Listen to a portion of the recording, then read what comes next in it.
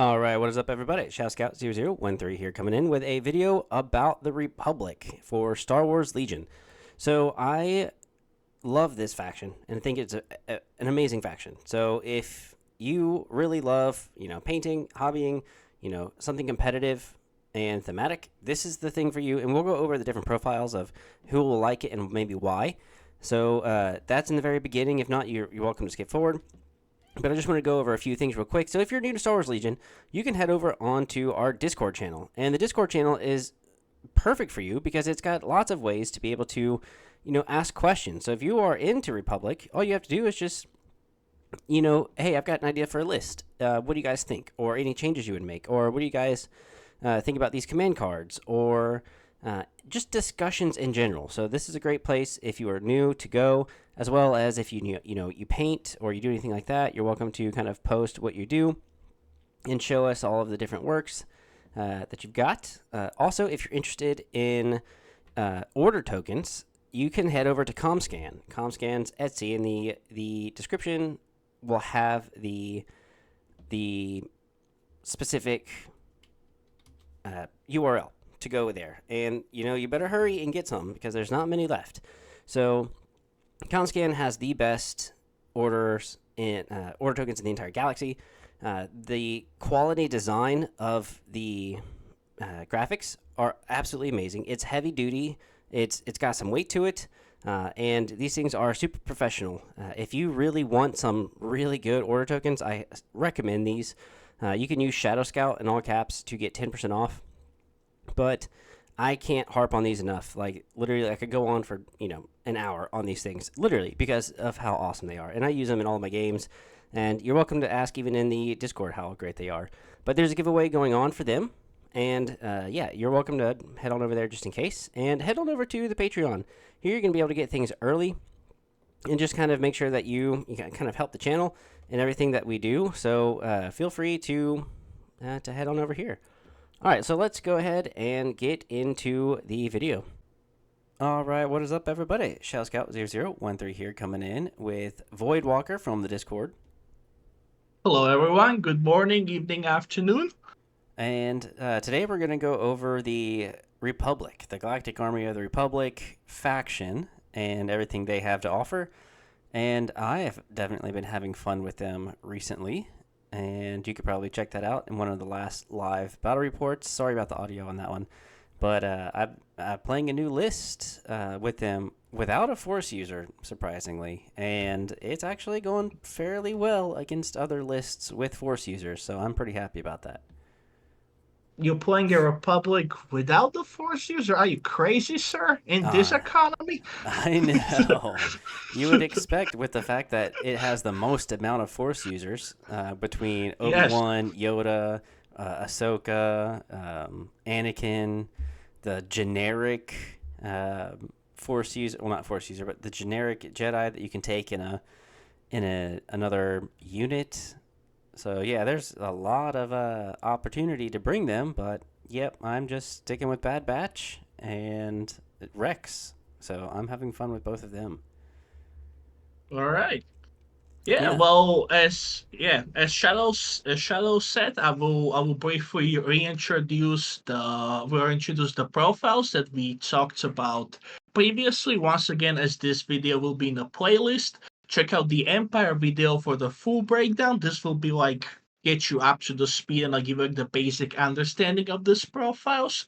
So we have three. We have the Timmy, we have Johnny, and we have Spike. All of these three are psychological profiles that are inside you right now, but you as a tabletop player and enjoyer, you have a certain slant towards one or two anytime your and it's also comes with the taste. Your tastes change over time. One day you are more competitive, the other day you enjoy more the hobby aspect, and the other you enjoy more the hobby aspect and competitive. So this it's not stale, it changes over time. So starting with the Timmy is your, I don't want to call him a casual, but he's the experienced player. He enjoys the he wants to experience something in a game. That's his thing. He likes the big flashy things. But also he cares about his opponent experience. This game is like it's more of a social thing for him than hardcore competitive or like figuring out like what goes together. Obviously, he enjoys some list building, he enjoys the hobbying, but he's there for the experience. He wants to experience the big, the flashy, the strong. And then we have Johnny. Johnny is the self-expression guy. If you love list building, if you love hobbying too, and if you like trying to like figure out the perfect synergies between individual aspects, you are a Johnny. Sometimes for you as a Johnny, the list, when you make that perfect list, that's a win within itself. And if you lose, well, doesn't really matter because you already won in here. And then what's very important for Johnny is that Johnny hates homogenization. He hates stale. He likes variety. He likes good ranges when it comes to the tabletop. Like when you have an army, it should have quite a few different aspects so you can work with and figure it out. And then Spike is that competitive inside of you, that competitive beast inside of you, I should say. You like to do the maths, you're trying to figure out the probabilities, the most optimal play. You chase the metas, you try to play what's the best. However, very important, Spike hates something that diminishes skill. It's like I have beaten you fair and square, but if we play like for example, let's say 10 games, and you beat me nine out of 10 games, as long as you beat me fair and square, that is all right because I know that the next time when we play, I will be better and I'll beat you. Also, very interesting about Spike. Spike perceives the game as it is rather than what he wishes to be. What he or they wishes to be is more Johnny Timmy scenario because they like to sometimes mix and match or they like to the that big thing. And very important as we dive into the Republic, uh, I wanna say that every faction here has a Timmy in it. That big thing, that simple appeal.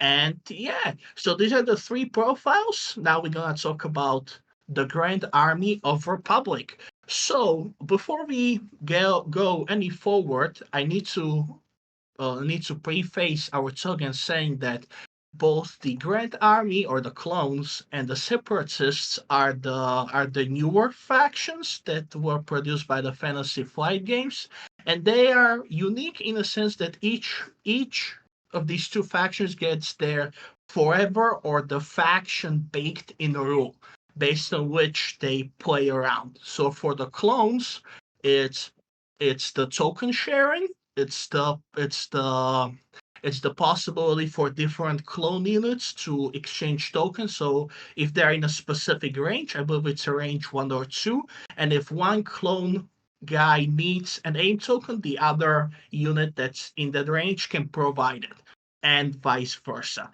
Separatists have an AI, but we're gonna talk about it when we get to the separatists. However, I wanna start us off with something different. Since Fantasy Flight games gave us the faction identity, which is the token sharing, let's you and me come up with with our own idea. What's like its faction thing, or like what's like the Republic things apart from token sharing? What would you say, Shadow? So when we're talking about Republic, just real quick about the personalities as well, we're bringing those up because we know that there's some people who just want a hobby, and this faction has a lot for hobbying. The fact that you can change out heads and helmets, you can have either. You got different types of clones. You've got different types of vehicles that you can kind of customize with different poses. So there's a lot for the hobby aspect that you can bring for GAR, plus all the different planets that they were on. There's a lot of like Umbara or Geonosis or anything like that. That would be great for it. The competitive kind of Spike is great because of the skill level for Republic, which I'll mention in a second when I talk about their kind of identity.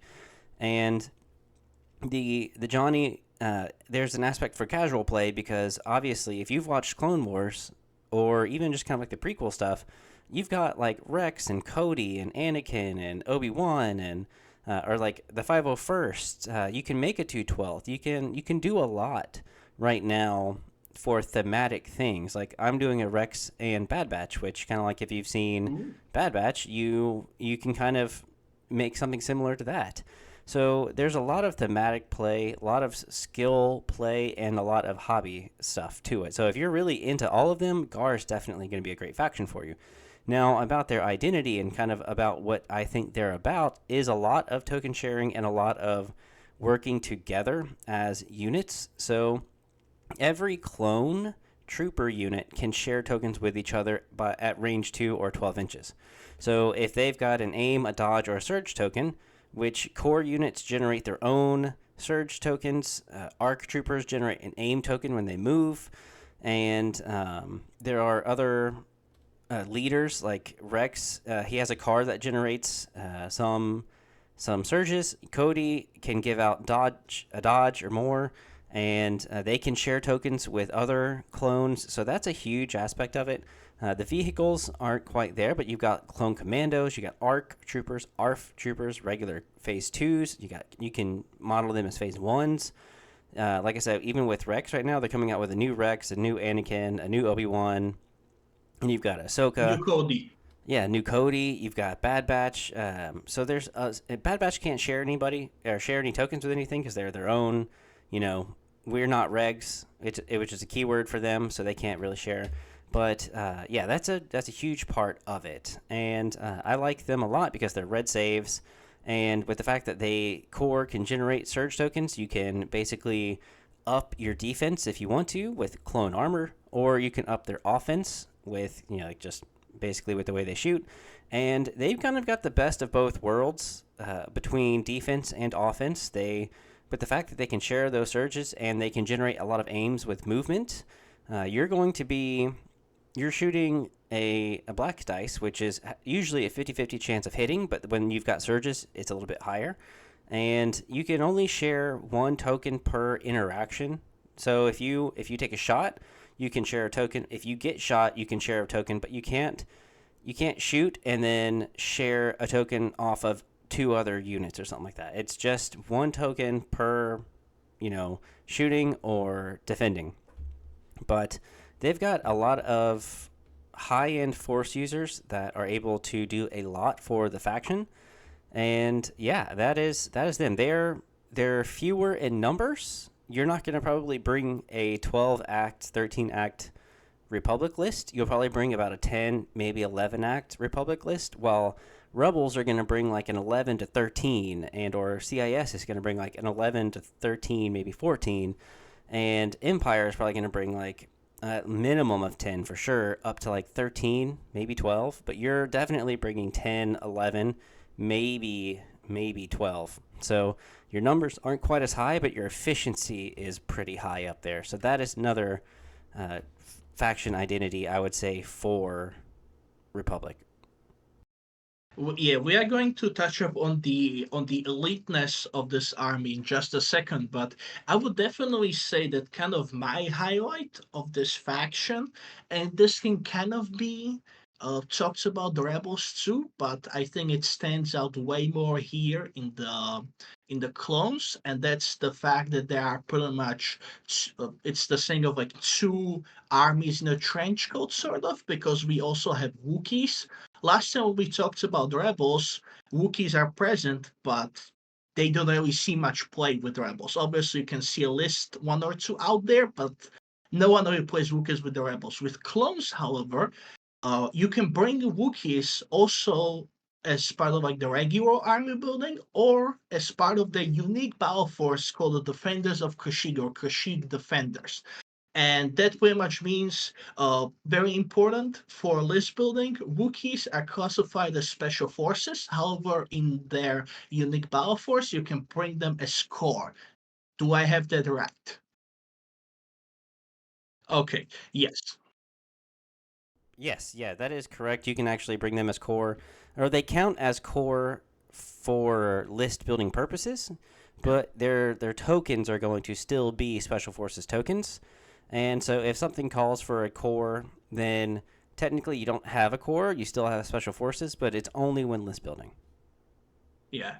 Speaking of list building, so this is what I would say. It's like the two armies in a trench coat, and they're also pretty fleshed out because Wookiees also get their Flattercraft, they get their chieftain. Of course, Chewbacca is present. We're going to talk about Yoda in a few minutes, but in regards to the list building, as Shadow mentioned, you will be bringing slightly less activations on average than other armies, and maybe you're wondering, why is that? Well, the reason is that they're an elite army. Your basic core unit, or which we now have clone infantry, it used to be the phase 1 and phase 2 clone troopers. We're gonna talk about them later. They're all merged together into one. They are gonna run you 60 points for one core unit. Remember, you need 3 core units to fulfill your core requirements. So that's You know, 180 points just gone.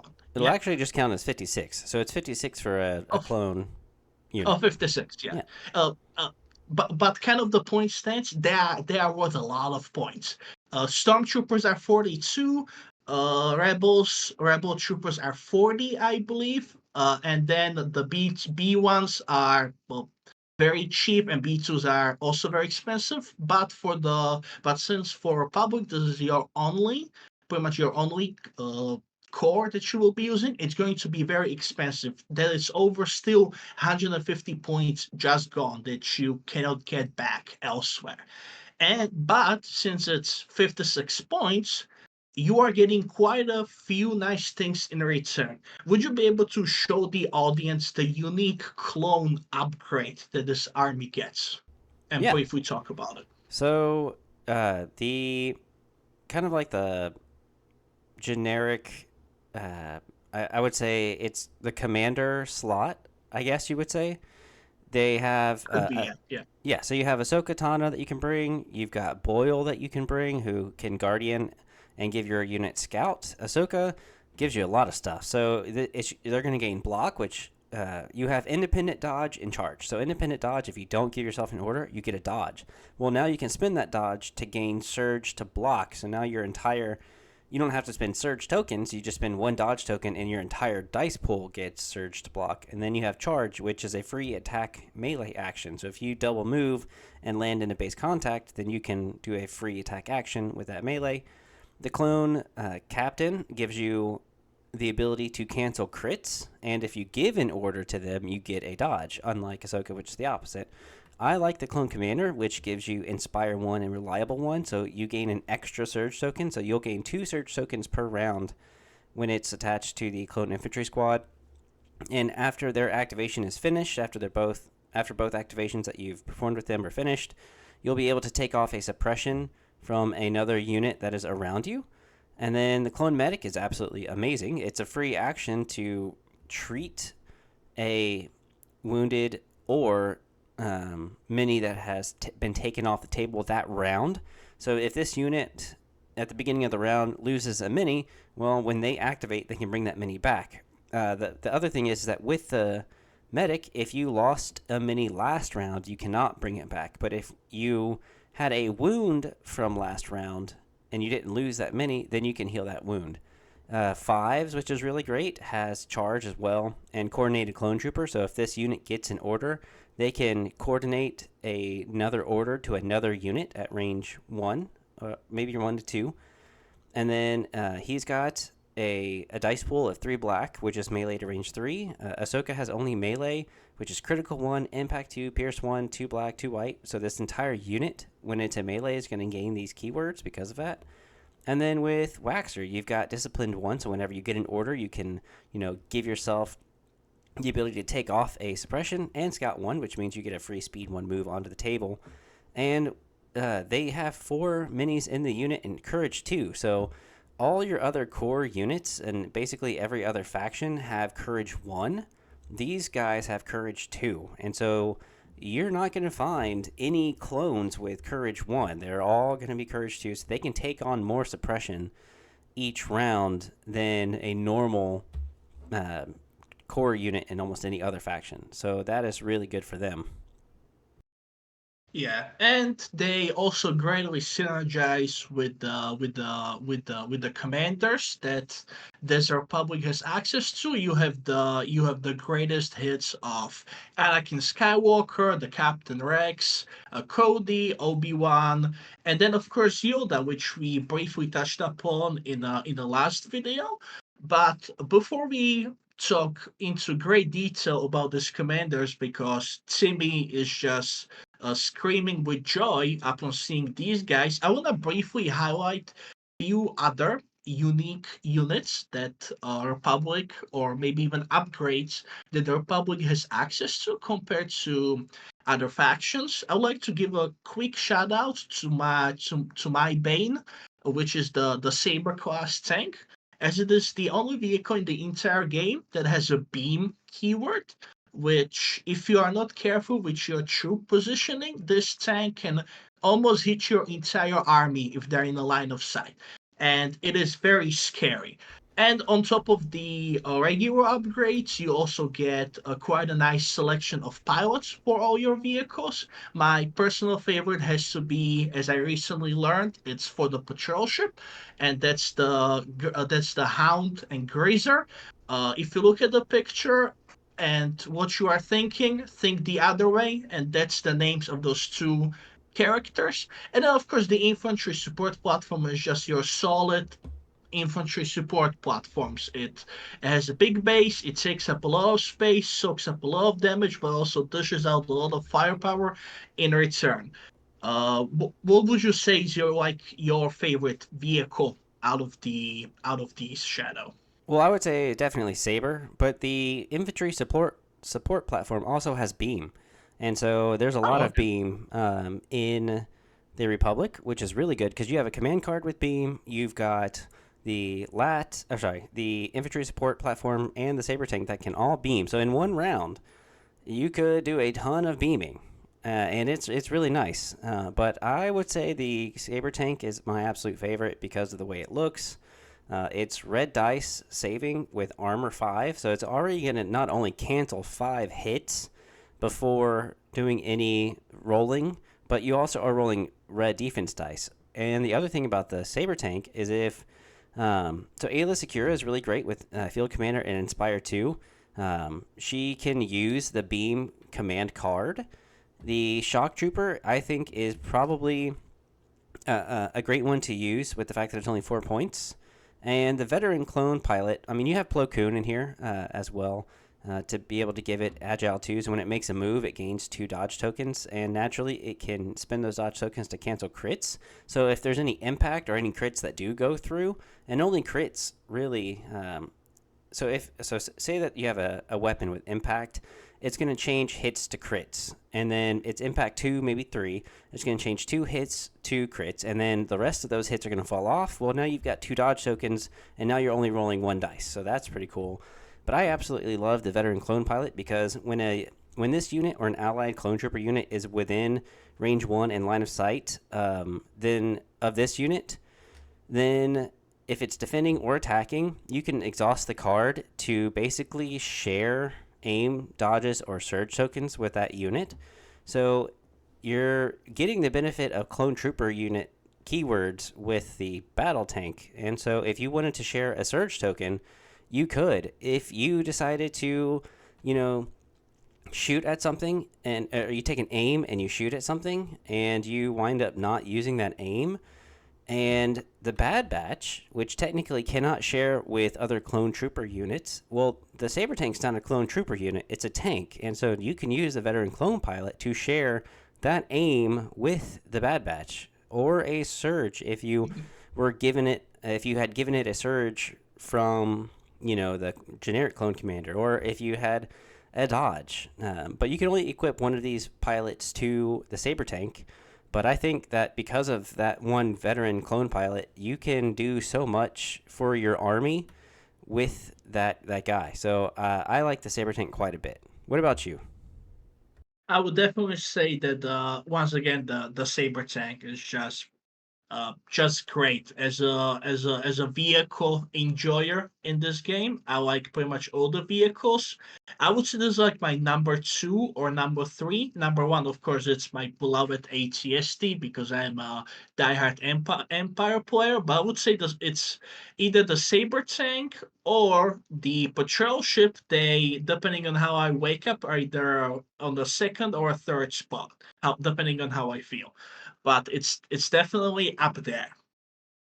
Yeah, I like both of them as well, but I know that with the saber and or the lat, they both have ordnances, and you can attach, armor piercing shells. You can attach bunker buster shells, which gives it scatter and blast, and armor piercing. Well, let's see, sorry, high energy shells, which is high velocity, which means they can't spend dodges to cancel it. And with the saber tank, it's arsenal too, so it can use this heavy laser cannon alongside one of these other things. And when you spend a high energy shell, you'll exhaust it, but then when you don't use it the next round, it'll recover. So then every other round, you'll be able to reuse that same exact weapon.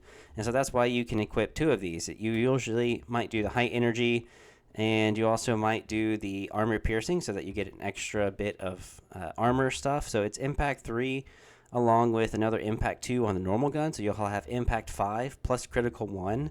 So you might be able to get like 6 crits through onto another armored unit. And maybe that armored unit only has, armor 1. So even though it has armor 1, you're going to be able to still use all your impact to get all those crits through. And maybe they just cancel one hit that was left with armor 1 and the rest go through. So the saber tank is pretty nasty. It can do quite a bit with those extra ordnances. Yeah. Definitely a highlight. For our support assets, there is quite a few of them to choose from. We of course have an ATRT that is also being used by the rebels. The only difference is that this ATRT has a red save and has a search to hit. I believe the rebel one has a few other differences. I believe it's a wide one, but also a search to defend. Am I correct? No? It'll have surge to defend, but also surge to crit and white Oh, dice okay. All defense. right. Yeah, so it surges to crit, which is really, really great. But it does roll white defense dice. The Republic one has red defense dice, so it's going to last a little bit longer, possibly, or have at least better saves. It only surges to hit. So, but you do have a rocket launcher gun that you can also use, which is 2 white and 1 black, range 1 to 3, with critical 1 and impact 1. So if you just don't want to attach anything to it, then you don't have to. Like, you can actually attach a flamethrower, a laser cannon, or a rotary blaster to it. But if you want to keep it nice and cheap and just keep it 60 points, then you'd still have a ranged weapon, which is still critical 1 and impact 1. So you still have a pretty decent chance of getting, something through. Definitely. But definitely the highlight of this section, on which both I and Shadow agree, are the clone commandos and of course the hero version of the clone commandos, the Delta Squad. Would you take the honors of introducing this bulletproof, infiltrating guys who don't care about anything and just go on to focus their mission and be a menace on the battlefield? Sure, yeah. So these guys have shielded 1, so they're going to gain a shield, which can cancel hits or crits, and recharge 1. So if you recover, you get that shield back. If you give them an order, you can get an aim token, and they can infiltrate, which means that they can go anywhere on in the deployment zone. So they don't have to take a move action to get on the board. They can just spawn on the board and then take an aim and shoot. And if you already gave them an order, they'll have 2 aims if you aim and shoot. And with the complete the mission token, you can put a complete the mission token on the board, and if you are within range of that complete the mission token, which I think is range 1, then you will Yeah. gain surge to hit and surge to defend, basically. So, all right, so I should say this. If you are within range 1, you gain surge to defend. If an enemy is within that range 1, you gain surge to crit. Or is it surge to hit? Let me see. Which one is it? Complete the mission. You'll basically, when a unit completes it within range 1, It gains, sorry, critical 2. You're going to gain critical 2 if an enemy unit is there. And then with Katarn armor, whenever you want to attach that, you can spend it to cancel all the wounds that you would take and just take one instead. So if you rolled a big dice pool in defense, so you had to roll maybe like 6 defense dice, and you save one of them, and you would wipe out the entire unit, you can choose to use the Katarn pattern armor and just take one wound instead of all of them taking a wound, which is really nice. And then they all get a config weapon for free as well. So you can choose which of them to put on the board, and then you can recover and flip the card if you'd like. And every time you use it, you have to exhaust it. But they basically have a sniper rifle, and they've got a rocket launcher rifle. So you're welcome to use either one, and they each, many in the unit, gets the amount of dice that are shown. So if you have 4 guys, you'll get 4 red dice for the sniper. If you've got 4 guys, you get 8 black dice for the rocket launcher, which is also impact 1 for each person shooting it. So you could have impact 4 if you're having all of your guys do it. And it also has scatter, which means that you can rearrange the cohesion of the unit you're shooting at, except for the unit leader. So you can take them from behind cover and then move them all out of cover with the scatter gun. And when high velocity, like I mentioned earlier, you can prevent them from being able to spend any dodge tokens. And then with Delta Squad, they basically have independent recover. So if you don't give them an order, they're going to recover the shield that could have been used, and they're going to recover the weapon that they used as well. They have target 2, so whenever you do give them an order, they get 2 aim tokens. So it's kind of like they are good by themselves with or without an order. They're going to be doing quite a bit of work. Yeah, definitely also something very interesting gameplay wise regarding the complete the mission tokens. These tokens can pretty much be placed anywhere on the map where you play. However, it is kind of the double-edged sword because when you have the commandos and you put down these tokens, I believe you put them down after you agree on the terrain and you set up the objective markers and everything. That's when you put down these complete the mission tokens. So this, as I said, it's a double-edged sword because this can also telegraph to your opponent where these guys are probably going or which way are they going to get there, because you can also put this on the objective. So the objective, for example, for the intercept signals, you can take the complete the mission token and you just put it on one, and that will pretty much mean that you bundle up on that objective, you're gonna get your bonuses, but then also your opponent knows that this is where at least one of your units will be heading pronto, because that's where they will get their bonus. So it's a very cool thing to have in your arsenal, but be very careful with that because if your opponent has sufficient firepower to take them out, they will definitely take them out. Despite them being possibly one of the best units in the game, they can still die, and they don't have access to medic or uh,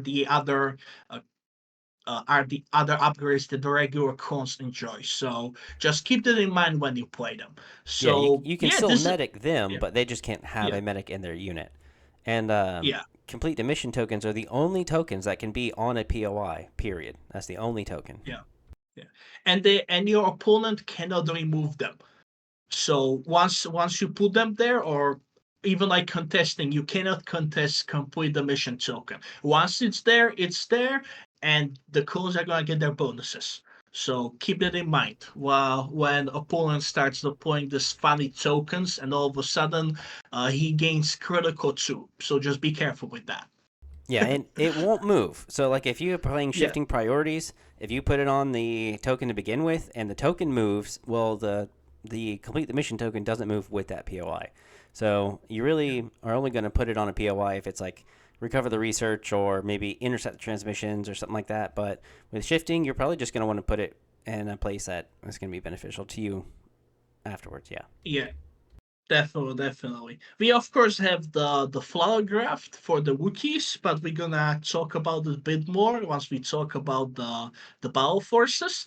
I would like to go to the special forces because it seems like there is a trend in this game that every special forces unit in every faction it just happens to be a little too good. And this special forces unit that we are going to talk about in just a second, hint they have blue colors, have been a menace for the past 2 years, or for the past year, ever since the big Legion update, the 2.6, the big update back in June, July, I believe when it was, or like around that time. Yeah. So both I and Shadow and many other people in the Discord are the pretty much veterans of fighting against and fighting with these units. Please welcome the ARC Troopers. Go ahead. Yeah, so the ARC Troopers are one of my favorite. They are, I think, they're supposed to be the closest to Jango Fett, more so than the Commandos. And these guys were at the top of the line. They have charge now and scale, which means that they are not hindered by difficult terrain. They can still move at their speed too, which is perfect for charge. Whenever they move, they're going to gain an aim. They can come onto the board at speed 2, like a normal move, instead of speed 1 with the scout 2. And a scout is a move. So when you scout, you get an aim, and then you can perform your normal 2 actions after that. So at the very beginning of the game, if you just wanted to scout, move, dodge, you've just now gained 2 dodge tokens, or sorry, 2 aim tokens and a dodge token. And then if you were to move onto the board with another unit, like their detachments, so if you use an ARC Trooper, you can put a strike team out, which is just 2 guys, and it's going to be a more than likely with the strike team when you bring them, you're going to bring the DC 15 ARC Trooper, which is range 1 to 5, red and black, and lethal 1, so you can spend an aim token to make it pierce. So you would have your scout gain an aim, you would move to get a second aim, and then you could shoot. So now you've got 1 aim to reroll and 1 aim to spend for pierce with a red and black. And if you've also already deployed a clone trooper onto the field, it's got reliable 1. So you can spend that surge token if you need to. And then, so like you roll your dice, your 2 dice, you don't like it, maybe you got a hit and a blank. Well, you spend their own aim and you get a hit and a surge. Well, you can spend 1 token to with reliable 1 to make that a hit. So now you've got 2 hits, and then you can spend the second aim for lethal 1 after they do cover rolls. So you've got sharpshooter 1 on these guys, which means that heavy cover is going to go down to light cover, which is perfect. Or if they've got light cover, it gives them no cover, and they have to roll for it all. But these guys, the ARC Troopers themselves, there's going to be 4 in the unit, and you can add, Ahsoka or a clone captain, clone commander, a clone medic, which is absolutely amazing. You can add 5s or a Jedi Guardian, which only has a melee weapon of 2 dice, Pierce 1, Impact 2, which is really, really good. Pierce basically just, if they roll a block, well, it's no longer a block, it's a blank. And a clone medic is absolutely amazing on these guys. And you can still also bring Echo, the ARC marksman, with 2 red dice, range 1 to 5, with critical 1. So if you roll a surge, you can actually make that a crit. And then spin an aim for lethal to make it pierce, and it's immune to deflect. So it cancels out being able to have a force user surge to defend. So there's a lot that this guy can do himself. But the DC-15 is cheaper, so now you can actually have 6 minis in this unit, but it's 121 points, so that's quite a lot of points for a 6-person unit. But they do a lot. But with the fact that they have only a melee to range 2 gun, having the sniper rifle on there kind of hinders what you're going to want to do with charge, because now you're not going to move as fast and as far as you'd like. So normally you just wouldn't bring it, but hey, some people like having that sixth person on there because that sixth person in melee can still use this profile. They're not stuck with just having to use this in melee or anything, or in ranged. So these guys are absolutely amazing. And again, courage 2, red defense dice, 2 dice per mini. So with 4, you're rolling 8 black dice. With a clone medic, you're rolling 10 black dice.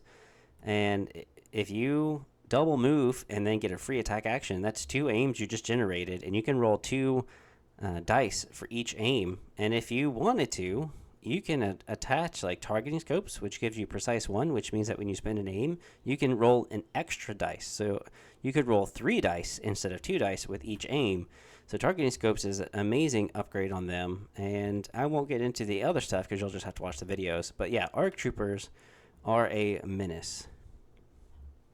While we're here, I think now more than ever, it's the best time to talk about the battle forces. So let's talk about the 2 battle forces that Grand Army of Republic or GAR has available, and that's the the Kashyyyk battle force and the 501st. Since we just talked about the ARC troopers are kind of the same scenario as Wookiees in the Kashyyyk battle force, is that they, for the purpose of the list building, they also, I believe, they also count as your core unit. Is that correct? In the only in 501st. So in No. 501st, Okay. the cores are core and the special forces are special forces. Okay. Okay. But you only have to bring 1 core Oh. Okay. for Yeah. 501st instead of the normal 3. So that way Yeah. you can fit more ARC troopers or ARF troopers in there. But you also have to bring minimum 1 support. So if you do go to kind of like Tabletop Admiral, you can see it gives you a description of what you would have to include in the 501st and units allowed, and the changes for them is, for a core unit, you can bring 1 to 4, and special forces 1 to 4, supports 1 to 2. Operatives, you don't have to bring them. Heavy, you don't have to bring them, but everything else, you at least have to bring 1 of them. So that is the thing with the 501st. But you can include quite a bit of stuff with them. And Anakin and Ahsoka now, with Rex, like, you can bring a very thematic 501st to the table. Literally. Yeah. And as I mentioned that we are the veterans of the ARC Troopers, this is what I hinted at. For last year, following the big update, all these clone units were extremely efficiently priced for the keywords and for the stuff they were doing. So people quickly figured out that playing 501st is the most optimal way to play the Republic. So let's just say from June all the way till I would say December even, the 501st with Anakin and ARC Troopers and ATRs was the dominant. Just like the Rebels are now with the sleeper cells, we've been fighting the clones for quite some time. And I remember at a Crucible, there was a big case. I believe it was like top 7 or top 8 people all had clones, and then there were few rebels, empiralists, but the 501st was the dominant thing, and they're just so lethal. And I'm sure they are very fun to pilot. It's very hard to play against them because specifically the ARC troopers, they pretty much hard counter like half of the units in the game. But now you are at least paying for them. Before that, it was a menace. Yeah, and the Clearly. other the other great thing about ARC troopers is they have impervious, which is a keyword that is absolutely amazing to Oh yes.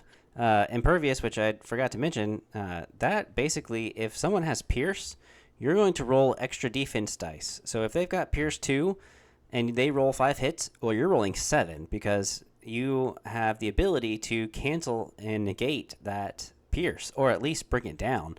So, like, if you have to roll the 5 and you roll an extra 2 and you block them all, well, you don't take anything. But if you roll 2 blanks, the Pierce still happens and goes through, and you take 2.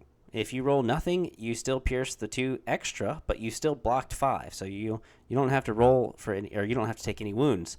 So they are not the biggest counter to Pierce weapons, but they are very great to throw into the mix up against a Force user who's got Pierce 2, usually. Maybe even Pierce 3 if you're Anakin or Vader. Yes, pretty much.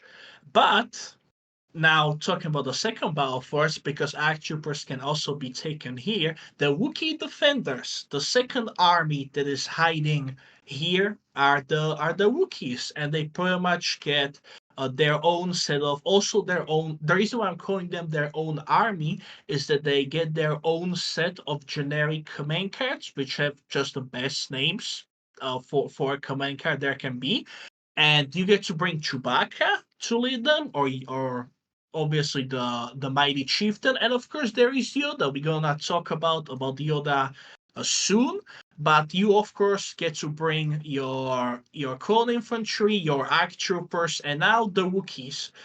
Gameplay wise, at least in my case, at least in my understanding, and playing against them, Wookiees are these durable skirmishers that run up on you and then slaughter you. If you get close to them, they get quite a few upgrades as well. I personally enjoy the shields they get to bring, which makes them even more durable because they already have 3 health to courage. But there are wide defense die, but there is quite a few of them. But they can still be extremely lethal. Of course, they get their own unique vehicle, flyer, which is the Flowercraft, and you get 2 versions. You get the let's say the generic one, and then the attack craft. The differences, I believe, what is it? Because the attack version gets the bombing run, Um, which you so know, the attack craft for the Wookiee defenders has the attack run, which means that you can make your yeah, speed 1 or 3 or anything in between, like 1, 2, or 3. Whenever you put the movement tool down, you can choose, and I think that's really it. They both have cover too. They both are immune to blast, melee, and range 1 weapons. They both basically have reposition and speeder 2. But this one has the specialty of attack run, which basically, again, you can change the speed to be faster or slower depending on what you want to do. But they can both bring the same weapons, which is the bombardier and the Pierce gun. yeah. And of course, like every Battle Force being thematic or tied to a movie, this one came out with the Revenge of the Sith, with as the Battle of Kashyyyk takes pretty much a bigger latter portion of the movie. So here is the Battle Force to represent that. With this Battle Force, it came Separatist Invasion to be sort of like the opposite, as it's the case, for example, with the Echo based Defenders and the Blizzard Force. And then, yeah, so that's what I would say are these two battle forces. They are there, they provide their own unique spin on this army, and I figured it would be a now. This would be the best time to talk about them because ARC troopers can be taken in both and are just lethal, and then Wookiees are also lethal, but who doesn't like Chewbacca and million of his friends charging you on the objective and then eating you alive? Mm-hmm. Oh yeah, no, definitely. They're pretty crazy with the amount of health they have. There's a lot of health to chew through, even though their defenses are fairly weak. So they don't surge to defense on white dice, so you only get a 1 in 6 chance of actually taking a block on all the Wookiees. So, but again, like if we take a look at the health of Chewbacca, he's got 9 health. Wookiee Chieftain has 7. The Wookiee Warriors have 3 health each, and there's 3 normally in there, so 3, 6, 9 plus 12 if you bring the Battle Shield Wookiee. So 12 health to chew from. That's after cover, and then you get armor 1 if you're in the defensive stance, I think. Yeah, and so you can do what you want with that. Plus the fact that they've got charge and duelist and indomitable, so they basically, for suppression, you roll white dice and you have a 2 in 6 chance of basically getting a chance to take off suppression. Well, with indomitable, you're rolling red dice, which gives you a 70 something % chance of getting the suppression off. And with Duelist, if you spend an aim to re-roll, you gain Pierce. And if you spend a dodge, I think you basically gain the ability to be immune to Pierce. So you don't actually take any of those Pierce wounds. And again, you get Charge, which gives you the free attack action after a move. And the specialty about this army is that after you lose a mini from an attack, you can make a free speed 1 move. So you can get closer to your enemy if you lose a mini, and then that makes it a lot easier to charge in. So they are a press W, go forward battle force. Yes, yes, pretty much. Gotta love the walking carpets just charging at you. Yes. Yeah. Let's talk operatives because there aren't that many of them, but there are definitely varied. So we have 3 operatives. We have Amidala, which I'm just learning no longer has a secret mission. Which yeah, I'm looking at her card right now. She no longer has a secret mission. She's got secret mission. So She's if got. you if Oh, this it's on the goes command card. yeah Yes. Oh, it's on the command card. Oh, okay. All right. yeah That makes sense. if it Okay. was divulged, she gains secret mission, which is really good to have because secret mission basically Yeah. gives you a victory point if you make it to your opponent's deployment zone, and she can um, basically gain infiltrate if you divulge it. So she's going to already start out closer to your opponent's deployment zone than having to walk from the sideboard edge. So, but it's really hard with her, with the mere fact that Padme's white dice, even though she does surge to defend, and she's 6 health, and she can give herself some dodges with, Agile 1. Anytime she makes a move, she gains a dodge, and she can return every time she spends a dodge. She's got Nimble, which means she can get a dodge back. And then she can be lethal with the fact that she's 3 red dice, sharpshooter 2, so your opponent's never going to have cover. And she surges to crit, so she can be pretty lethal with that. And she can also give her, comrades, or you can give your own core units or whoever you want surge tokens with bolster too. So, and she can take off suppression with inspire too. So she can be good if she can find a role. And I think the problem right now is just trying to find a role for her, but she is good if you would like to try to play with her in a very casual game. Yeah. So both her and of course our favorite murder bot R2D2 is back with his secret mission as well. So if you really need to score 2 victory points for just getting your operatives across the battlefield to the enemy zone, you can definitely do that. No one else in the game has access to 2 secret missions. Only the rebels have the R2D2 who has the secret mission. Well, R2D2, he's pretty much, I believe, the same as he is in Rebels. He gets the C3PO, and he just a little border bot running around the battlefield and killing stuff too, surprisingly. And Whenever then, we can of get course, If yeah, we can ever get Chopper for Rebels, he's going to be the real murder bot. He's going to be the one that actually goes around yes. slaying those bells. One day we can dream, hopefully. And then, of course, we have everyone's favorite from last video, the Bad Batch. The only difference is you don't get to take Omega, but you get Crosshair in return. Who what does a Crosshair give to the Bad Batch in this case? So Crosshair gives precise 1, which means that you can roll an extra dice. And Mm. he gives a Pierce gun. And he's a sniper, Ooh. so you can roll 1 red dice, range 1 to 5, and it's high velocity and Pierce. So if you want to split fire, you can. So you can technically have Crosshair shoot across the board while everybody else shoots at somebody else. And if you do that, you gain critical 1, which is really great, and again, high velocity. But if you combine his dice pool with everybody else, you lose high velocity and the critical 1, but you get precise 1. So it's kind of like a good trade-off. You're a little bit more accurate when you spend that aim token when you have Crosshair in there, or you can, again, just like I said, go after another unit. Yeah.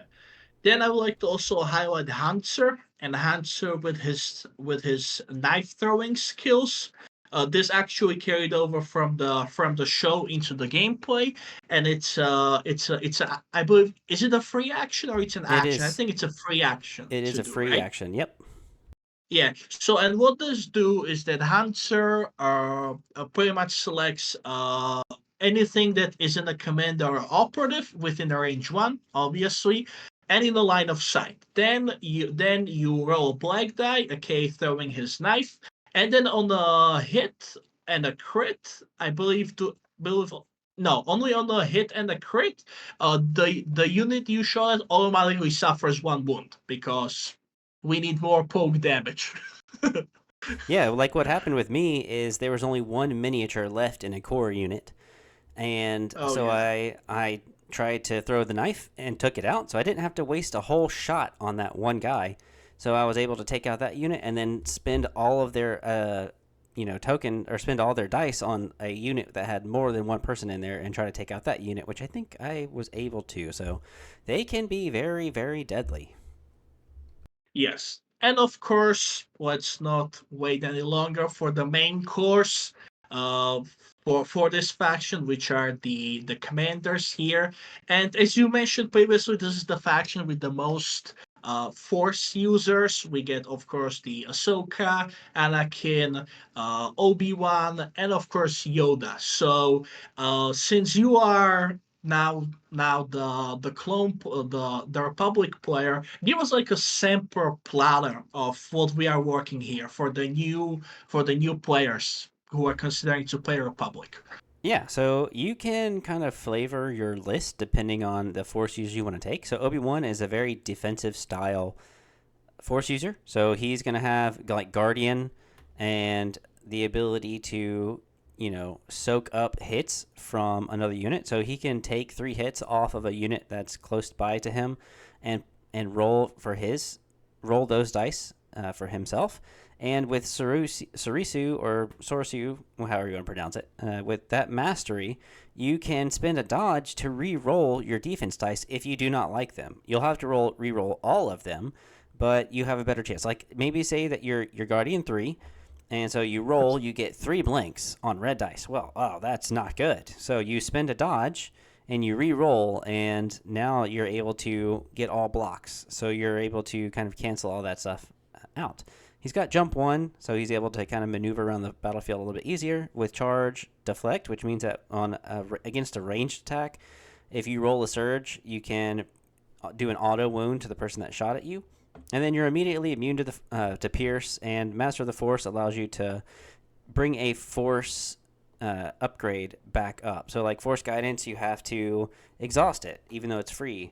With force push, even though it's free, you exhaust it. Well, with Master of the Force, you can ready that back, and he's got two force slots available. With Anakin, he is a lot more aggressive and a lot more damage oriented, especially with Tempted. So with Tempted, if a unit that shot is at range 3 and kills a unit on your side of the board, then you can make a free move or a free attack action. So you're able to not only attack in your activations, but you're able to do another free one. And so that is absolutely devastating Bonkers. for your opponent, and that's with the Dimso Mastery. And he's also got Master of the Force, and or sorry, that's with Tempted. Dimso Mastery. If a unit in melee with you attacks you and rolls a blank, then you can do a free auto wound to them. So not only do you get to attack yourself in your own action, possibly attack with Tempted, but you can also deal another auto wound with Dimso. So he is very, very attack and very aggressive and offensive oriented. Ahsoka is kind of like a support Jedi. So she's going to have independent recover. So, if you don't give her an order, she can recover the force slot she's got. With Xi'an Mastery, if it's basically deflect on steroids. So anytime that she takes a shot, if she rolls her dice, any surge token she gets, your opponent's going to suffer a wound for each surge token. And if she doesn't take any wounds from after rolling her dice, then she doesn't gain suppression, which if an opponent rolls their attack dice and gets any kind of hit, you get suppression.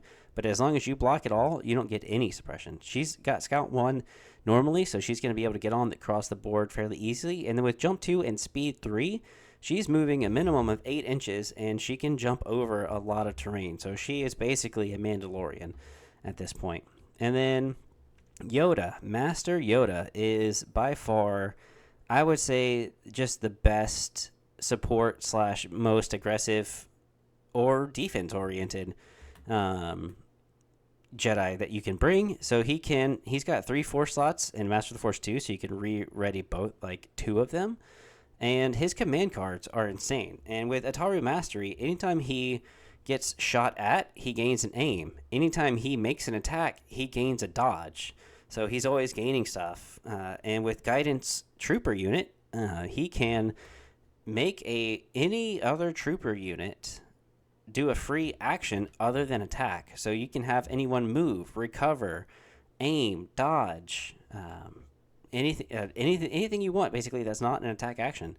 And that can really help with, the clone commandos who, they don't want to waste an action recharging and recovering. They want to aim and shoot or move and shoot. So with Yoda, he's going to be able to have them just do an auto recover with guidance, and then they can do their own thing. Or, if a unit with a rocket launcher, because a rocket launcher makes a unit cumbersome, and they can't move and shoot all at the same time.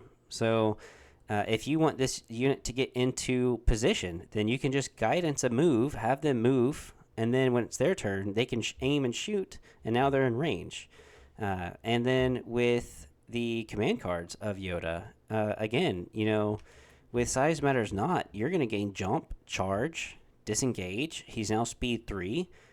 You can make any of his normal actions, like Guidance, or his free actions twice instead of once. So instead of using Guidance once, you can Guidance a unit and then Guidance another unit. Or you can Force Push a unit, recover, and then free Force Push another unit, and then move and attack. So he's got the ability to really go ham. Plus he's got a ranged attack already, which is Blast, so no cover, and Suppressive, which is 4 black, range 1 to 2, surging to crit. And then Yoda's lightsaber is also 4 red, impact 2, pierce 2. And again, Ataru Mastery, not only if you take an attack gives you an aim, and if you attack gives you a dodge, but it allows you to make 2 attack actions. So technically, you can, if you are already in melee, you can roll 8 red dice, basically. Or if you're bringing it with his 1 pip, you can move, charge, and attack someone. And then with Disengage, you can move and base another unit and attack them as well. And then you can still Force Push someone. So this guy has a very high skill level, but the ability to really change the entirety of the game. And, with Luminous Beings or he can share 2 aims, 2 dodges, and 2 surge tokens at range 3. With There Is No Try, he can gain and dodge, and he can spend those dodges to cancel crits, along with the other unit you give an order to, and Relentless, which means that after a move, you can do a free ranged attack or a free melee attack. So even though he doesn't have Charge or Relentless normally on his card, the command cards give that to him. And at the start of the next end phase, if Luminous Beings ROE, which is his 3 pip, is in the discard pile, you can return it to your hand. Same thing with Size Matters Not. If There Is No Try is in your discard pile, you can return it to your hand. And with Luminous Beings, if Size Matters Not is in the discard pile, you return it to your hand. So all his command cards just cycle. So you can always get the benefit of having Yoda do a ton of stuff onto the battlefield. So if you're really into a high skill level Jedi, then Yoda is the guy to go to. It's just he's so expensive. So you have to kind of be careful with him. And he's only 5 health, but he does surge to defense naturally. So he's going to have a pretty good shot of staying alive. And he pairs really, really, really well with Chewbacca, because he's got a card that if you do bring Chewbacca with you, he's got a command card that basically is going to have like a teamwork. So size matters sometimes. It's Chewbacca and Yoda, and you can place Yoda in base contact with Chewie, and Chewie can double move, bringing Yoda up quite a ways because Yoda only has a speed 1 and not, speed 2 like Chewie would. And then Chewie gains the benefits of spending red dice and can spend Yoda's dodge tokens, and he can use deflect as well when he spends his red token, or whenever he has to roll defense dice. So the two of them are an amazing pair. You're usually bringing both of them together, but yeah, Yoda is so good. Probably the one, if not the best Jedi in the game. Fully so, he is. Oh yeah. Yeah. Yeah. Would you be able to give also the audience and new players a brief rundown on our clones that are leading these armies as well? Yeah, so Rex, he is going to have Gunslinger, so he can shoot his range 1 to 2, 3 red dice surging to crit at 2 different units at range 2. So you can shoot at one unit and then shoot at another unit. And with Sharpshooter 1, you're going to take their heavy down to light or light down to no cover. And anytime you make a move, you gain an aim. And then, as well as having all of that, he's got Scout 1, which you can make a free speed 1 move onto the board, gaining an aim through tactical, and then you can make your normal 2 actions, like in move and move, or move and dodge, which will now, at the end of his activation in the very first round, he's now got 2 aims and a dodge token, and because he's a clone trooper, he can share those tokens one at a time with another unit that needs them. So if you go with Rex, and then maybe you go with another long range, like the sniper rifles of the arcs, there's so many aims to go through. And then he's got Scouting Party 2, so you can choose 2 other units. So maybe say you've got Bad Batch and you want to do a core unit. You can have Rex give the Bad Batch and these clones Scout 1. Now with Rex, you're probably using Recon Intel as well, which is now going to give him Scout 2. So now the Bad Batch and the Clone Infantry can have Scout 2, so they can make a free Speed 2 move onto the board, which gets everyone, especially the Bad Batch, which is only range 1 to 2, a lot closer. So that's 6 inches every single time. And with the Bad Batch having Steady, which means they can make a free ranged attack action after a move, if you have Captain Rex give the Bad Batch that Scouting Party 2, they can make basically a 18-inch move onto the board and then make another 12-inch shot. So you're looking at 30 inches, where that's not safe for your opponent. And not to mention, like, the Bad Batch have a 3-pip, which gives them speed 3 at the time with Hunter. So yeah, there's nobody who is safe on the board if you've got Rex and Bad Batch together at the same time. And then you've got Cody. Commander Cody is going to have Observe 2, so you can, for free, put out 2 observation tokens on a unit, or I think up to 2 different units, give them 1. He's got Jump 1 because he's got a little jetpack. You can, for an action, give out a dodge to somebody. He can direct a vehicle, which means that he can just hand out an order for free to a vehicle, and then whatever command cards you play, those can also give out some aim tokens. And then if you do give him an order, he gains an aim with target 1. So, and he's got a range 1 to 4 gun, so he shoots a very long ways with lethal, so you can spend that aim that you used when you gave him an order to make it pierce, and its impact. And it's 2 red, a white, and a black, which is really good, especially surging to offense. So he's amazing at that long range. And then you've got a generic clone commander, which has bolster 2, which means you can, as an action, hand out 2 surge tokens. And with direct core clone unit, he can just hand out a free order to a core clone infantry squad. So that's really great for him. And then Sharpshooter 1, again, to negate some cover is really nice. And he's got a range 1 to 3 gun, which is 3 black dice. He's got 2 red in melee. He's only 4 health and doesn't normally surge, but if you want to give him a surge and then another unit a surge, then you can. And he is actually not that bad, especially with the direct. And that is all of your clone commanders.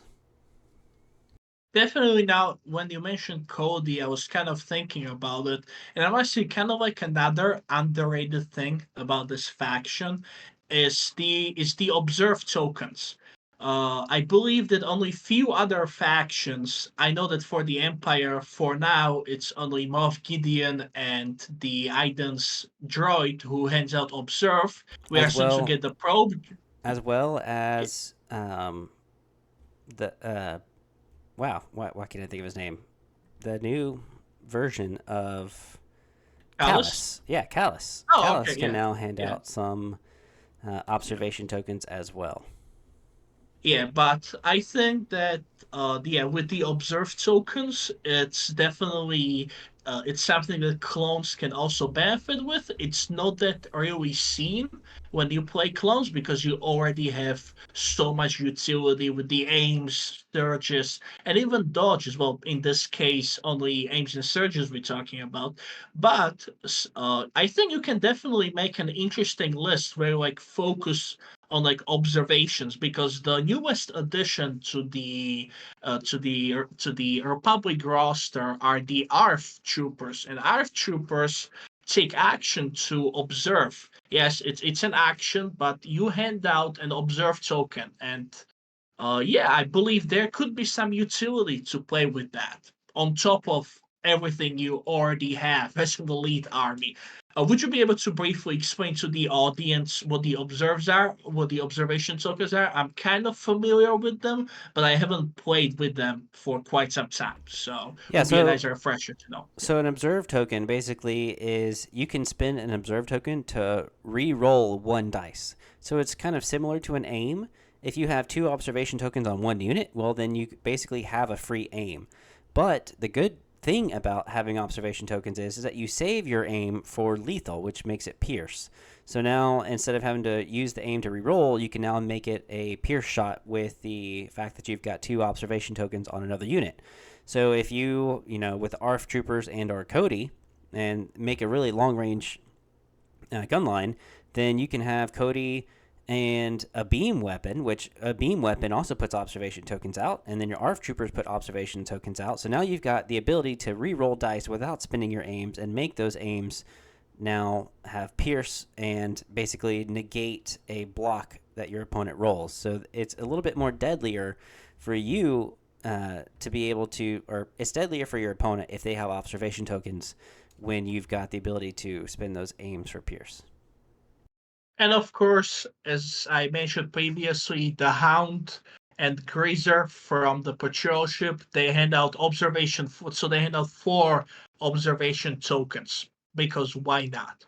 You know, Right. just in case if you need more possibilities or chances, I should say, to reroll your already lethal dice that you are throwing out against everyone in the game.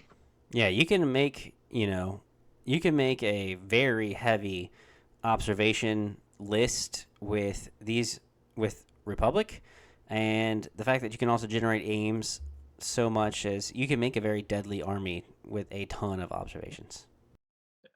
And for example, this is a perfect example of why Johnny would enjoy the Grand Army of Republic, like a possibility of making this crazy list with all these observations, which just allows you to pretty much ensure that you always hit because it's a black dice. Yes, it's a still 50-50, but with the amount of aims and surges and now the observed tokens, you will always hit. Almost auto hit, I would say. But yeah, this is what I would say is also Johnny about like it's that list building. If you figure out that perfect observation list, do let us know in the Discord below, and I'm sure we will be very happy to try it out and see how it plays. Yeah, and so now if you are interested in actually getting into the Republic, the AMG has put out a starter set. So I don't know if you wanted to start talk about that, or if you just wanted me to bring it up and mention it. I'll talk about it. Just when is the starter set supposed to come out for the clones? Because I know it's I know it's a different date from the Empire and Rebels. Do you know which date it is? I don't actually. It's probably going to be like Q3, Q4, if not maybe Q1 of next year. But it should be coming out at least hopefully within a year, as far as I know. Yeah, but pretty much, yes, it's a Q4 of 2025, so it's coming up. But what are you getting in this box? Like with all the boxes we mentioned in the other faction we talked about so far, this is the box designed for you to get your minis, and you get to play the Lego army for the recon game mode. And what you're getting in this box is Obi-Wan, and then you get the generic Jedi upgrade.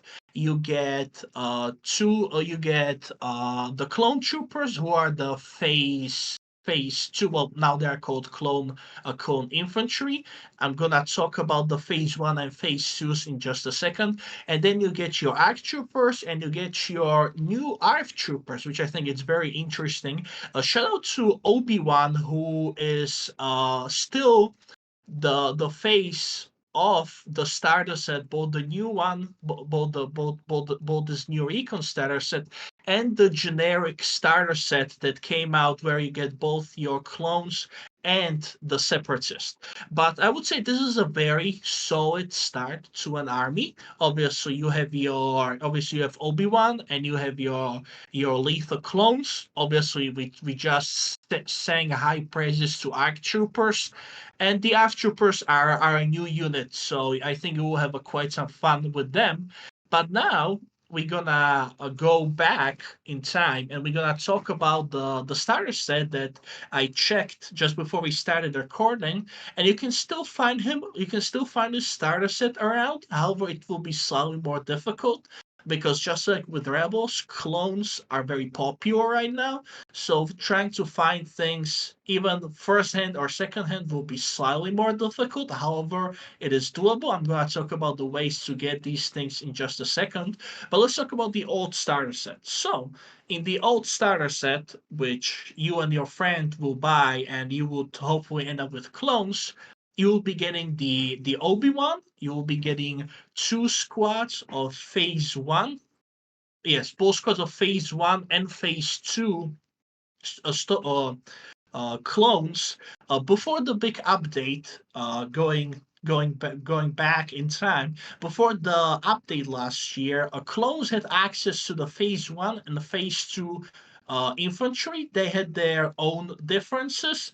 Just know that in basically the phase ones were more cheap, were the cheaper elite option, while the phase twos were the more expensive elite option. But now AMG just fused them all together. But you are permitted to use your phase ones models with your phase twos, and just make your cool infantry. So when you buy this older starter set, don't be surprised that you see all these clone models that are no longer appearing on any other cover art. So just keep that in mind.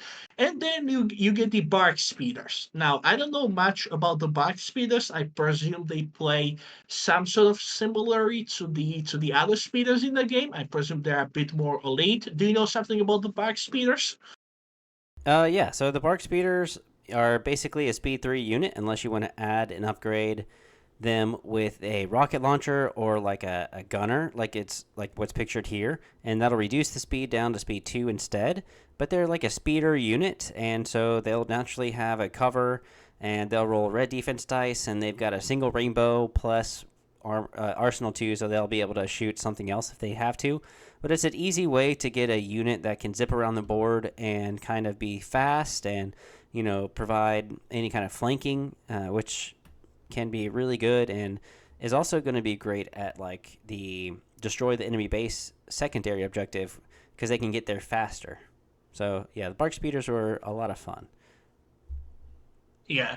Now let's actually get into the getting into the army right now. As of as of May 2025, before the AMG as the AMG re-releases the new boxes, because they are updating the entire range for all the units in the game.